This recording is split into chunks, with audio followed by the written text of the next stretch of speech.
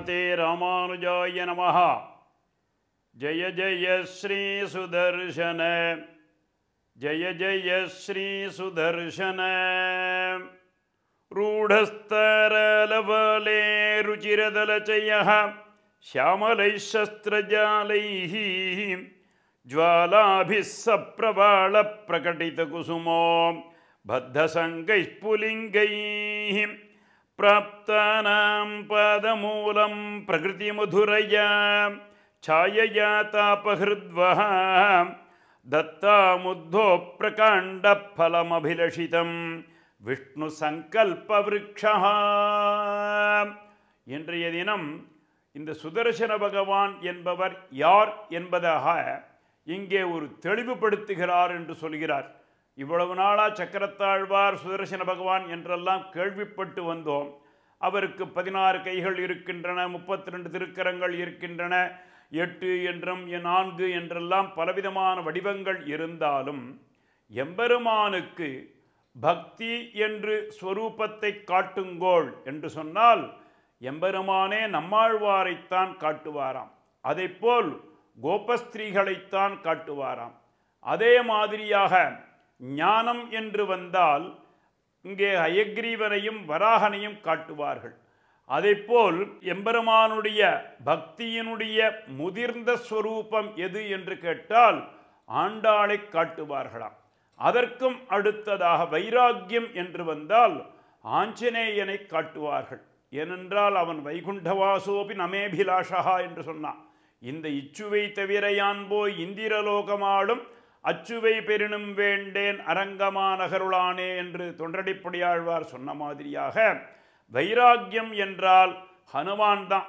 ராமபக்தத்தை தவிர வேறு எனக்கு எதுவும் தேவையில்லை என்று சொன்னால் அந்த மாதிரியாக சங்கல்பம் என்பதற்கான ஒரு உருவம் உண்டோ என்று எம்பெருமானிடம் கேட்டால் அவர் தன்னுடைய வலது கையில் உள்ள சக்கரத்தாழ்வாரை காட்டுவார் என்று சொல்றார்.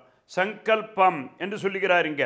ரூடஸ்தராலவாரே ருச்சிரதலச்சயः श्यामलैः शस्त्रजालैः ज्वालाभिः सप्रवालप्रकटितकुसुमो बद्धसङ्गैः पुलिङ्गैः प्राप्तानां पादमूलं प्रकृतिमधुरया छायया तापहृद्वः दत्तामुद्धो प्रकाण्डफलमभिलषितं विष्णुसङ्कल्पवृक्षः.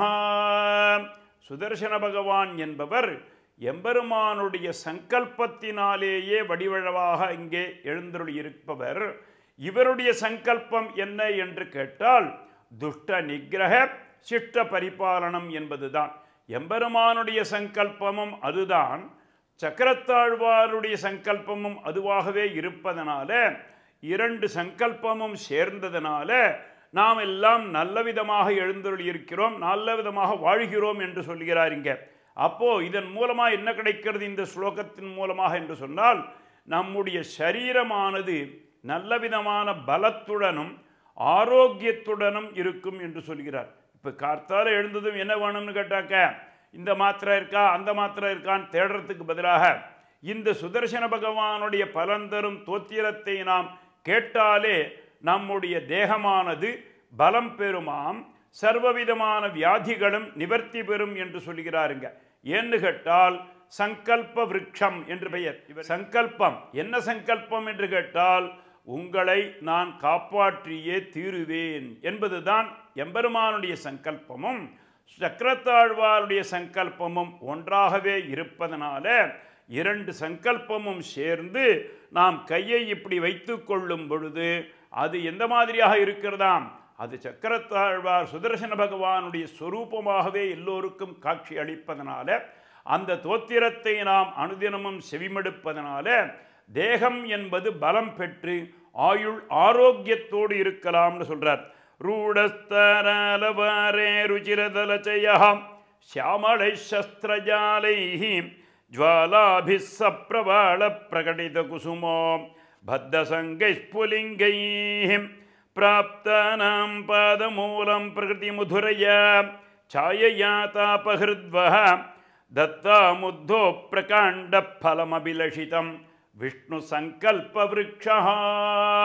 விஷ்ணு சங்கல்ப விருட்சமாக இருக்கக்கூடிய சுதர்சன பகவானுடைய பரிபூர்ணமான திருவருளை பெற்று இந்த தோத்திரத்தை பலன் தரும் தோத்திரமாக இருக்கக்கூடிய இந்த பாசுரத்தை யார் ஒருவர் எழுதுகிறார்களோ, யார் ஒருவர் கேட்கிறார்களோ, யார் ஒருவர் சொல்லுகிறார்களோ அவர்களும் அவர்களது குடும்பமும் தேக ஆரோக்கியமும் சர்வவிதமான வியாதிகள் இல்லாமலும் நல்ல விதமாக வாழியத்துள் வாழ்வார்கள் என்றுதான் இன்றைய தினம் மங்களாசாசனம் செய்கிறார்.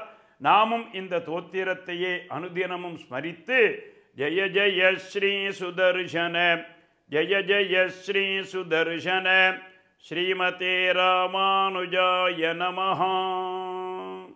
மேலும் இது போன்ற சிறப்பான நிகழ்ச்சிகளை காண இப்போவே லைக் பண்ணுங்க, ஷேர் பண்ணுங்க, மறக்காம சப்ஸ்கிரைப் பண்ணுங்க.